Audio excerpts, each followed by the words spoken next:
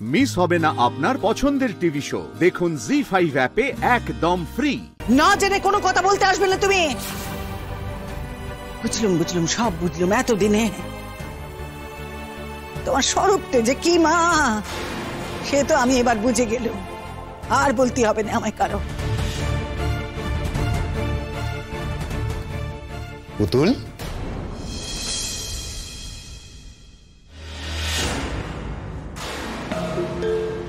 কি চাই? হ্যাঁ, কি চাই আপনার এখানে? আপনার কাছে তো আমার কিছু চাই না। আপনি হঠাৎ এত উত্তেজিত হচ্ছেন কেন? উত্তেজিত? হ্যাঁ, দাঁড়া।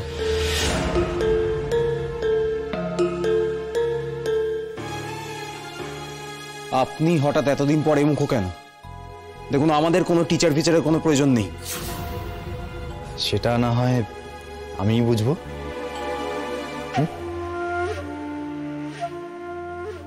এসো বাবা এসো।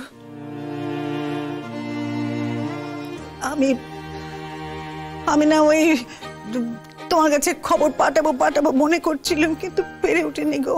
তুতুল আমাকে খবর দিয়েছে। হ্যাঁ বাবা, আমি জানি। তোমার সাথে কথা বলবো না,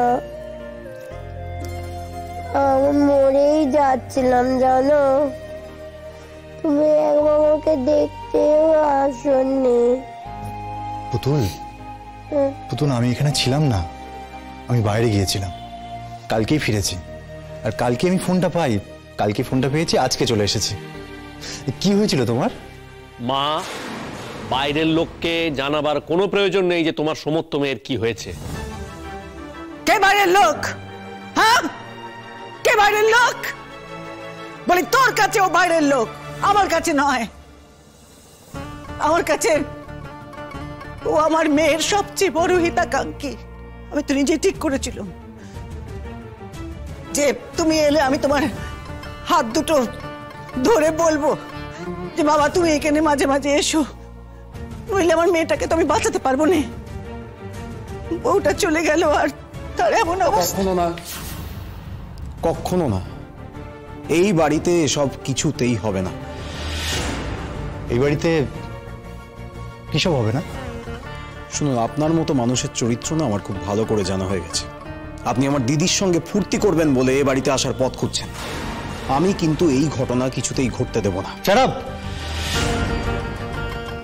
আমার কেমন চরিত্র সে সম্পর্কে আপনার জানা হয়ে গেছে।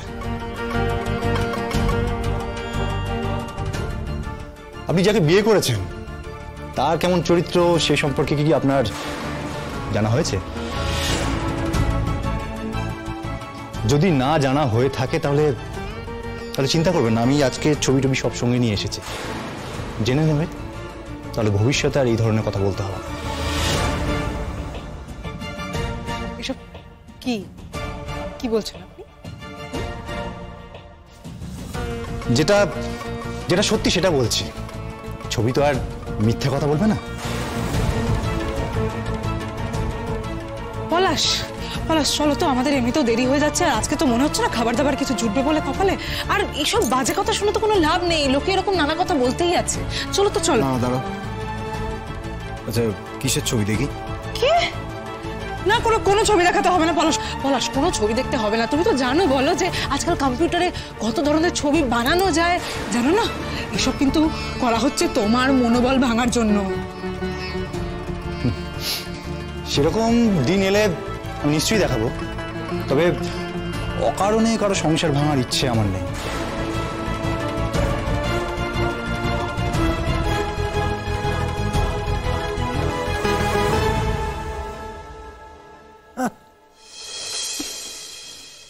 তুতুলের কাছ থেকে আমি সব জেনেছি। হ্যাঁ বাবা।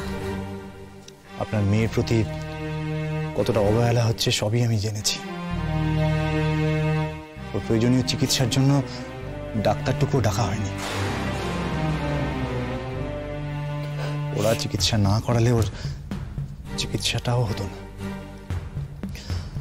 পুতুল,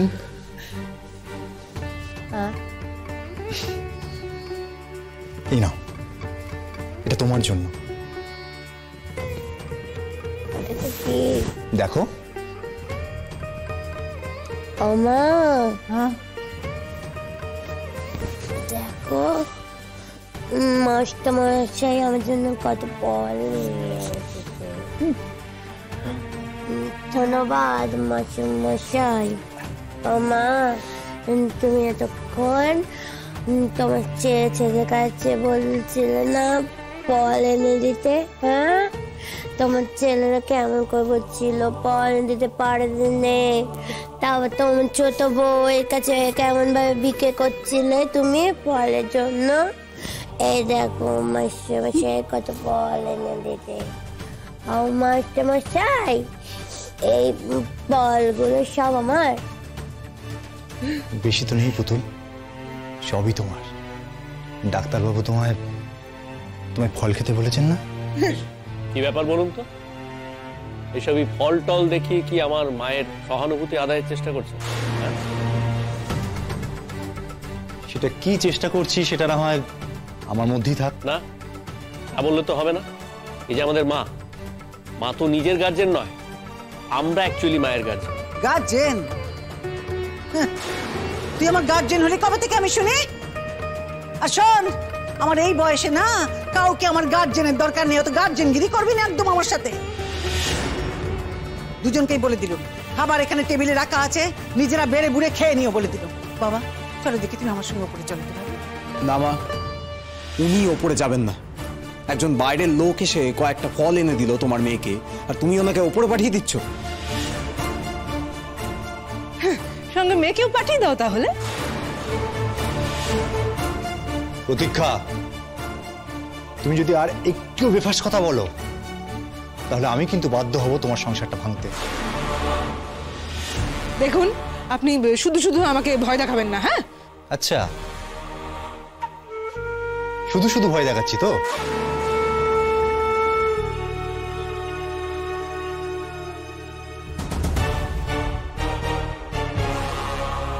আপনি ঠিক কি বলতে চাইছেন বলুন তো? কিছু বলতে চাই না, দেখাতে চাই। তুমি কি দেখার জন্য তৈরি? না, কি দেখার জন্য তৈরি? আপনি কিন্তু এবার বাড়াবাড়ি করছেন, খুব বাড়াবাড়ি করছেন এবার। বিষয়টা তো আপনাকে নিয়ে নয়, আপনার বিষয়ে পরে আসবো। আমি আসবো কেন? কোর্টই আসবে, রায়টা বেরোতে দিন, তারপর দেখা যাক না কি হয়। সবকিছুর আগে এত কনফিডেন্ট হওয়া ভালো না।